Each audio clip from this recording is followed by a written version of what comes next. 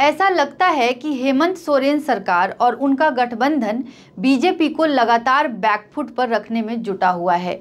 Operation lotus की अटकलों के बीच पहले तो सोरेन ने विधानसभा में बहुमत साबित किया और अब आरक्षण पर बड़े फैसले लेकर बीजेपी के हाथ पांव बांध दिए हैं। जी बिहार झारखंड में आज यही है खास और मैं हूं अमिता किशोर। हेमंत सोरेन की कैबिनेट ने आरक्षण और डोमिसाइल पॉलिसी पर बड़े फैसले किए हैं। राज्य में पिछड़ा वर्ग यानी ओबीसी के साथ साथ अनुसूचित जाति और अनुसूचित जनजाति को मिलने वाले आरक्षण में वृद्धि का प्रस्ताव पारित किया है। स्वीकृत प्रस्ताव के अनुसार ओबीसी को मिलने वाले आरक्षण को 14% से बढ़ाकर 27% किया जाएगा। इस तरह अनुसूचित जाति यानी एससी को मिलने वाला आरक्षण 10% से बढ़ाकर 12% और अनुसूचित जनजाति यानी एसटी का आरक्षण 26 से बढ़ाकर 28% किया जाएगा। इसके अलावा अत्यंत गरीब यानी ईडब्ल्यूएस के लिए 10% आरक्षण का प्रावधान किया गया है। ये लागू हुआ तो कुल मिलाकर राज्य में आरक्षण का प्रतिशत 50 से बढ़कर 77 हो जाएगा। इसके साथ ही कैबिनेट ने झारखंड का डोमिसाइल यानी स्थानीय निवासी होने के लिए नया मानदंड तय किया है। नई पॉलिसी के अनुसार जिन व्यक्तियों का या जिनके पूर्वजों का नाम 1932 में राज्य में हुए भूमि सर्वे के कागजात यानी खतियान में दर्ज होंगे, उन्हें ही झारखंड का स्थानीय निवासी माना जाएगा।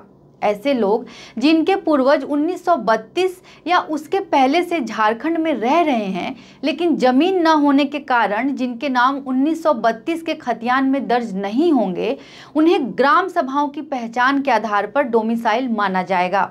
आरक्षण का लाभ उन्हें ही मिलेगा जो झारखंड के डोमिसाइल होंगे। कैबिनेट सचिव वंदना डाडेल ने बताया कि कैबिनेट में पारित प्रस्ताव के अनुसार आरक्षण बढ़ाने और डोमिसाइल की पॉलिसी लागू करने के लिए राज्य सरकार विधानसभा में विधेयक पारित कराएगी। इसके बाद इन्हें संविधान में 9वीं अनुसूची में शामिल करने के लिए केंद्र सरकार को भेजा जाएगा और यही बात इस मामले को सियासी रूप से संवेदनशील बनाती है। दरअसल आरक्षण कितना देना है ये राज्य अपने बूते तय नहीं कर सकता, इसमें केंद्र की भूमिका है। 1992 में सुप्रीम कोर्ट ने आरक्षण की अपर लिमिट लगाई है। ये कुल मिलाकर 50% से ज्यादा नहीं हो सकती। कई राज्यों ने इस अपर लिमिट को पार करने की कोशिश की लेकिन या तो उस पर स्टे लग गया और फिर वो कानूनी पचड़ों में फंस कर रह गया।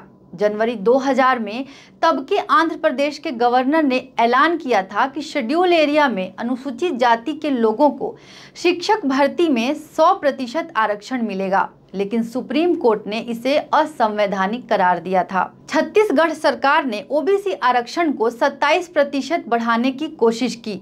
इसमें ईडब्ल्यूएस कोटा को मिला दिया जाए तो राज्य में कुल कोटा 82% हो जाता। मध्य प्रदेश सरकार ने भी 2019 में ऐसा ही करने की कोशिश की लेकिन इस पर भी हाईकोर्ट ने रोक लगा दी।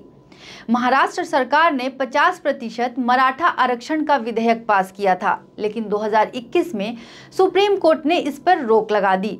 कुछ राज्यों ने 50% लिमिट को पार किया भी तो वो संविधान की 9वीं अनुसूची में संसद से बदलाव कराकर, जैसे कि 1993 में एक कानून बनाकर तमिलनाडु ने कॉलेजों और राज्य सरकार की नौकरियों में 69% आरक्षण का प्रावधान किया और यही बात झारखंड कैबिनेट के फैसले को बीजेपी से जोड़ती है। झारखंड सरकार चाहती है कि आरक्षण का कैप बढ़ाने के प्रावधान को 9वीं अनुसूची में शामिल किया जाए। अनुसूची में शामिल होने के बाद कोर्ट इसमें दखल नहीं दे सकता। अगर केंद्र में बैठी एनडीए सरकार झारखंड सरकार के इस प्रस्ताव को आगे नहीं बढ़ाती है तो हेमंत सोरेन और गठबंधन झारखंड में एक मुद्दा बना सकता है। जाहिर है संबंधित विधेयक झारखंड विधानसभा में पास हुआ और केंद्र में लटका तो कटघरे में बीजेपी होगी।